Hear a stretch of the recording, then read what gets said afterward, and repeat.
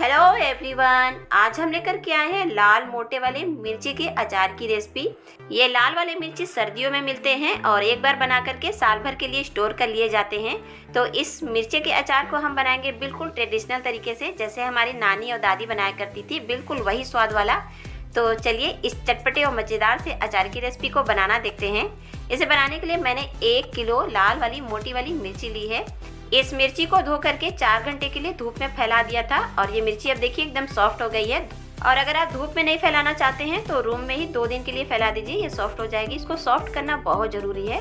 तो इसको बनाने के लिए चलिए पहले मसाले देख लेते हैं। यहाँ पे मैंने 50 ग्राम जीरा लिया है, 60 ग्राम सौंफ, 50 ग्राम धनिया, ये साबुत धनिया है, 10 ग्राम कलौंजी, 10 ग्राम मेथी दाना, 10 ग्राम सरसों, काली वाली सरसों ली है, चाहे तो पीली वाली भी ले सकते हैं।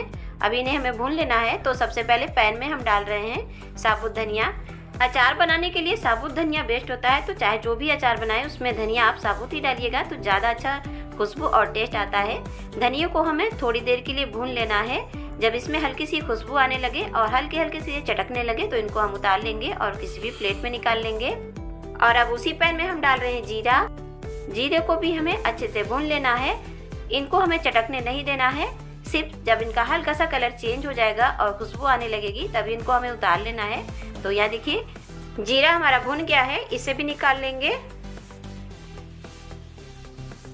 और अब मेथी दाना भुनेंगे। इसको हमें बस कुछ सेकंड तक भुनना है। जैसे ये हल्का सा भुनेगा इसमें हम डाल देंगे सौंफ और मेथी दाना को एक साथ भुनेंगे, क्योंकि सौंफ को बहुत कम ही भुनना रहता है, इसलिए मेथी दाना को थोड़ा सा पहले ही भून लिया था। अभी दोनों को साथ में हम भुनेंगे और खुशबू आने तक भुनेंगे। इन्हें चटकाना नहीं है, बस इनका मॉइस्चर निकालना है। तो ये देखिए भुन गया है। अब इसमें हम डाल देंगे सरसों के दानों को, साथ ही में डालेंगे कलौंजी और बिल्कुल लो फ्लेम पे इनको हम कुछ सेकंड के लिए भून लेंगे ताकि इनका मॉइस्चर निकल जाए। फ्लेम को अभी हमें ऑफ कर देना है और बिल्कुल हल्की आंच पे थोड़ी देर चलाते रहना है, क्योंकि पैन गर्म रहता है तो ये हल्के हल्के से भुन जाएंगे। तो सभी चीज़ें देखिए यहाँ पे अच्छे से भुन गई है। इनको बिल्कुल भी ना तो चटकाना है ना तो इनका कलर चेंज करना है। अब सेम प्लेट में इन्हें भी निकाल लेंगे और इन मसालों को थोड़ा सा फैला देंगे ताकि ये ठंडे हो जाए। ठंडे होने के बाद इन्हें हमें पीसना है। अभी जो मिर्ची हमने रखी थी इसकी डंडी को हमें निकाल लेना है, इस तरह से तोड़ तोड़ के अलग कर लेना है। ये देखिए मिर्ची एकदम सॉफ्ट है। अगर ये कड़ी होती, इसको हमने सुखाया ना होता तो इस तरह से ये टूटने लगता, फटने लगता। अब मिर्ची का ये जो ऊपर वाला पार्ट है इसको काट के हमें निकाल देना है, तो अंदर से बीज दिखने लगेगा।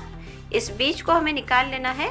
तो नाइफ की मदद से इसको हमें इस तरह से घुमाते हुए निकालना है। मिर्ची 3 जगह से जुड़ी हुई है, इसके बीज और मिर्ची आपस में 3 जगह से जुड़े हैं। इनको काट लेंगे और इस तरह से हम घुमाते हुए सारी बीज को निकाल लेंगे। तो एक मिर्ची में देखिए इतना बीज रहता है।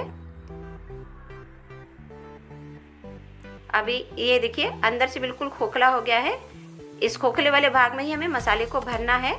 तो इसी तरीके से चलिए सभी मिर्चियों के बीज को निकाल लेते हैं। और आप चाहें तो बिना काटे भी इस बीज को निकाल सकते हैं। इस तरह से देखिए नाइफ की मदद से घुमाते हुए तीनों कोने को छोड़ा लेंगे और बीज को निकाल लेंगे। ये देखिए अंदर से खोखला है, थोड़ा बहुत जो बीज है उसको भी इस तरह से हम निकाल लेंगे। पूरी तरीके से बीज अंदर से निकाल लेना है। तो सारी मिर्चियों के देखिए हमने बीज निकाल लिए हैं। कुछ को हमने ऊपर से काटा है और कुछ को बिना काटे ही खाली कर लिया है। अभी ये जो बीज बचा है इसको हमें फेंकना नहीं है, इसको हम पीस लेंगे और मसालों में मिला देंगे। तो चलिए ग्राइंडिंग जार में डाल लेते हैं और पीस के ले आते हैं। तो यहाँ लीजिए मिर्ची का बीज पीस गया है और इसे हमने दरदरा पीसा है। इस बीज को डालने के बाद अलग से मिर्ची डालने की जरूरत नहीं है, काफ़ी अच्छे से तीखा होता है। अभी मैंने यहाँ पे 250 ग्राम लहसुन की कलियों को छील के लिया है। इन्हें भी ग्राइंडिंग जार में डालेंगे और पीस लेंगे। चाहे तो आप खलबट्टे में डाल करके कूट भी सकते हैं दरदरा सा, या फिर इस तरीके से पीस लीजिए। तो ये लीजिए लहसुन भी हमारा पीस गया है। अचार में लहसुन जरूर डालिएगा, बहुत अच्छी खुशबू और फ्लेवर देता है। तो इसे एक प्लेट में निकाल लेंगे। और अब जो हमने मसाले भून के रखे थे ना, सारे मसाले देखिए अच्छे से ठंडे हो गए हैं। इनको ग्राइंडिंग जार में डाल करके पीस लेंगे।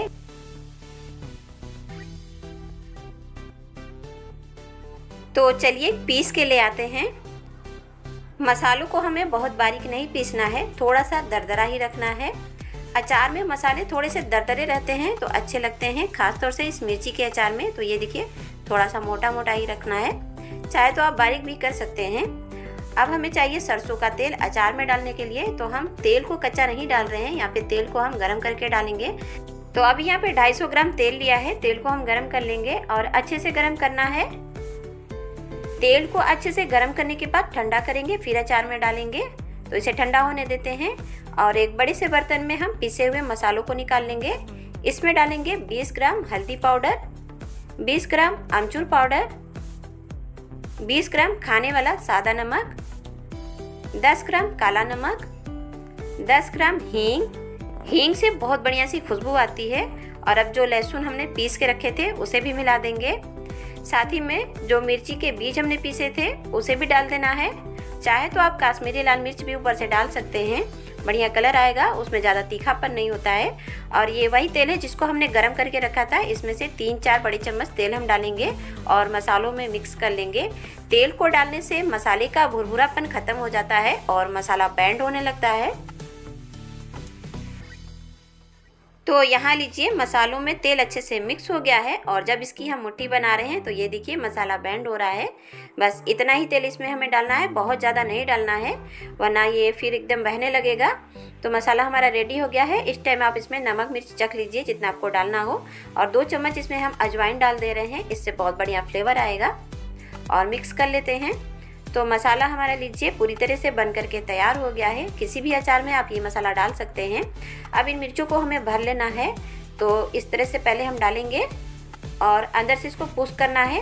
अंदर से इसको आप किसी भी पेन या फिर चम्मच या फिर उंगलियों की मदद से दबाते हुए मसालों को अंदर अच्छे से भरिएगा। मिर्ची को हमें एकदम टाइट से भर लेना है मसालों से। ये देखिए इस तरह से पूरा ऊपर तक से भर देना है। इसमें थोड़ा सा मसाला ज़्यादा लगता है लेकिन बहुत टेस्टी अचार बन के तैयार होता है। तो सभी मिर्चियों को चलिए इसी तरीके से भर लेते हैं। ध्यान रखिएगा मसाला बिल्कुल अंदर तक रहना चाहिए, पूरी तरह से फिल होना चाहिए। ऐसा नहीं कि सिर्फ ऊपर ऊपर रहे या भुरभुरा रहे। अंदर से दबा दबा करके भरेंगे तो ये अच्छे से भर जाएगा। ये देखिए मसालों से भर के मिर्ची एकदम टाइट हो गई है। इसी तरीके से सारे मिर्चियों को हम भर लेंगे और यहाँ पे सारे मिर्ची हमारी भर गई है। अचार हमारा बन के तैयार है। अब इसको हम किसी भी कंटेनर या फिर जार में डाल देंगे। इसको हमें धूप दिखाना है 2 से 3 दिन के लिए। अभी जो बचा हुआ मसाला है उसको भी ऊपर से डाल देंगे। अब तेल हमने जो गरम करके रखा था वो ठंडा हो गया है, तो इस तेल को भी अचार में डाल देंगे। अचार में तेल हमें इतना डालना है कि अचार आधा डूबा रहे या आधा से ज़्यादा डूबा रहे।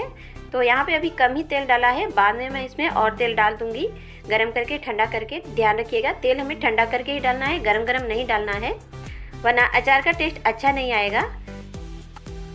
तो ये देखिए यहाँ पे 1/4 हिस्सा तेल मैंने डाल दिया था और बाद में अभी और तेल डाल देंगे। अचार जब तेल में डूबा हुआ रहता है तो इसकी शेल्फ लाइफ बढ़ जाती है, खराब होने का बिल्कुल भी डर नहीं रहता है। बस जब भी यूज़ करिएगा सूखे चम्मच से, और हाथ भी सूखा रहना चाहिए, साफ रहना चाहिए। तो यहाँ देखिए 2 से 3 दिन के बाद अचार की क्वांटिटी थोड़ी सी कम हो गई है और बाद में मैंने और तेल डाल दिया था। तेल से इसको भर दिया है। अब इस अचार को 1 साल से 2 साल तक भी रखेंगे तो ये बिल्कुल भी ख़राब नहीं होगा। तो बहुत ही टेस्टी मज़ेदार अचार बन के तैयार है। अचार की ये रेसिपी पसंद आई हो तो दोस्तों में भी शेयर कीजिए, चैनल को सब्सक्राइब कीजिए और बेल आइकन दबाना ना भूलिए ताकि आने वाली वीडियो की नोटिफिकेशन सबसे पहले आपको मिले। Thank you watching for this video.